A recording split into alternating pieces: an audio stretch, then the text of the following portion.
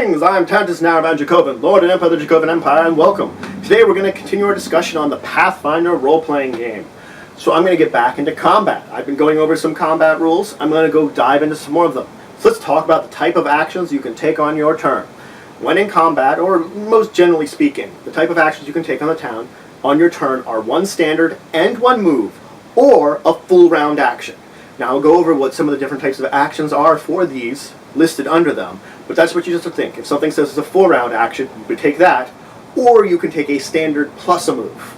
Now regardless, if you make no other types of actual physical movement in the world, any sort of movement, you can take a 5-foot step.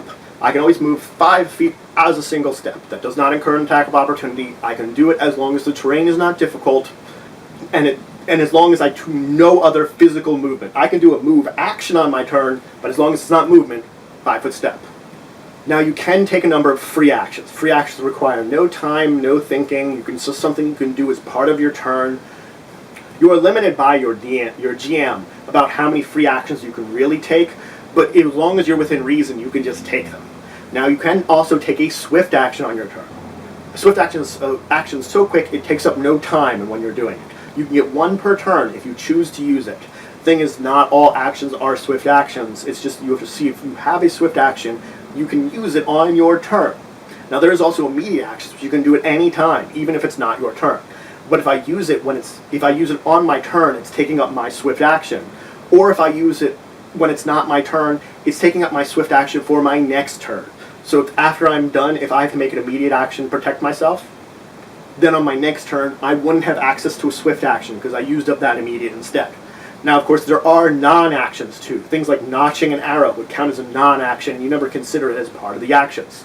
And there can be points and times where you are restricted in your actions. It will tell you maybe you can't make a move action for whatever reason, or maybe you can't make a standard action for whatever reason. When this occurs, you don't get them. It will tell you whatever circumstance is going on will tell you when you are restricted from doing certain types of actions, and then you can't do them. Now in the book there's a master list of actions. I will go over some of the ones today. I will keep going over some of the important ones from this list. But if you look in the book, it will tell you a master list of like standard actions, move actions, full round actions, swift actions, free actions, no actions. And it will tell you which of these actions, when you're doing them, incurs an attack of opportunity. It will say if I'm doing this full round action, it might incur an attack of opportunity. While if I'm using this move action, it won't. It will tell you in the book which ones incur attacks of opportunity and not when you use them. But today I'm going to go over the basics of the standard actions. Now the most basic one is making a single attack. Now this can be any kind of attack. It can be melee, it can be ranged. Ranged attacks, if I do it when I'm right next to someone, I'm incurring attack of opportunity. It could be an unarmed one. Now, if you're not trained in unarmed, it also incurs attacks of opportunity, and it only does non-lethal damage, but you can be trained in it, and it can then do lethal and not incur. Also, if you have some kind of natural weapon, like if you have fangs and can make a bite attack, or if you have claws and can make claw attacks, using one of these does count as a standard action, standard attack. If you have multiple ones, let's say I have 2 claws, making an attack with both of them would count as a full attack, which is a full round action, which I will talk about later. But it's as long as you only make one natural attack, it again would count as only a standard. Now shooting into melee, if you have ranged attacks, let's say your friend and one of the monsters are fighting melee hand to hand to each other and you shoot into it, you get a penalty. Now another standard action you can do that's very important is taking a standard defense. This means as I'm making a single attack, I can choose to fight defensively when I'm doing it. I get +2 AC, but -4 to my attack because I'm sort of I'm increasing my guard, but I'm making it harder for me to hit when I'm doing this. Now when talking about attacks, it's important to talk about the basics of a critical.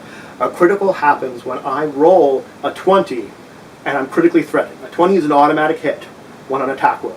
But then I can roll again, and I should hit the AC with the target's AC with my second attack, which means I have to hit it a second time almost with the same attack.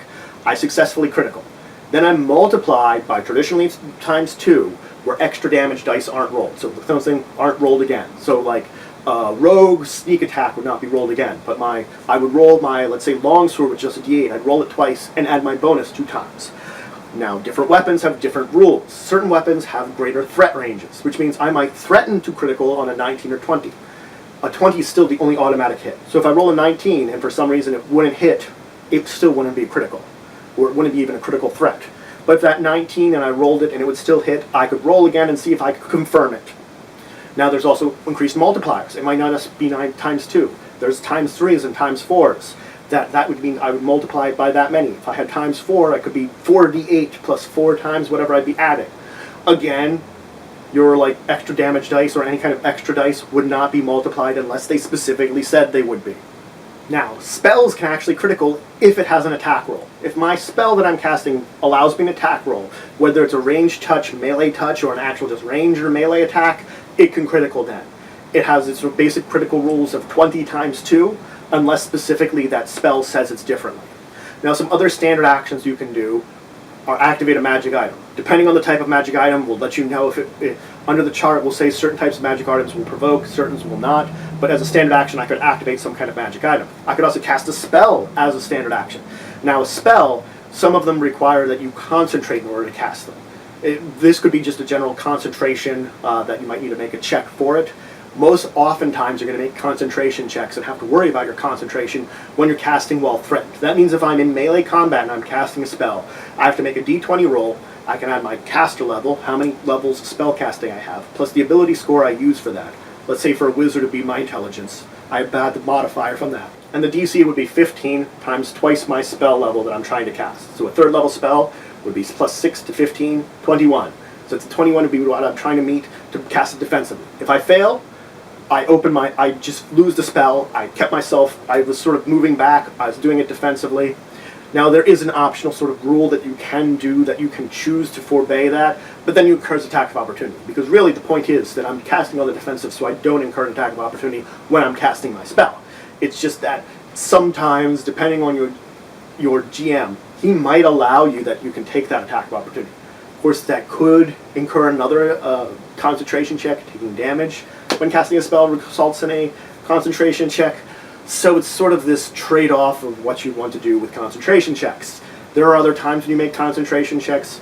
There is the action of concentrating, which would be a standard action that if I have a certain spell that I need to keep concentrating on, I will have to keep using standard actions on it. That's some basics of the standard action spell casting. Now some spells might take longer to cast. I'll talk about that more when we're talking about spell casting. Now if I cast a spell that has touch, usually melee touch was what I'm talking about, as the target, I could actually keep it charged in my hands. That means until I touch someone, the spell doesn't go off.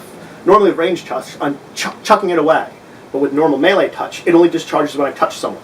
So if I should miss you or choose not to touch you on my first round, I can keep the charge in my hand and save it for trying a melee touch then later on. Normally as part of casting a spell with a touch or a ranged touch attack, you get that. It would follow the same rules as making melee and ranged attacks though. So you provoke an attack of opportunity making a ranged attack even if you cast your spell on a defensive.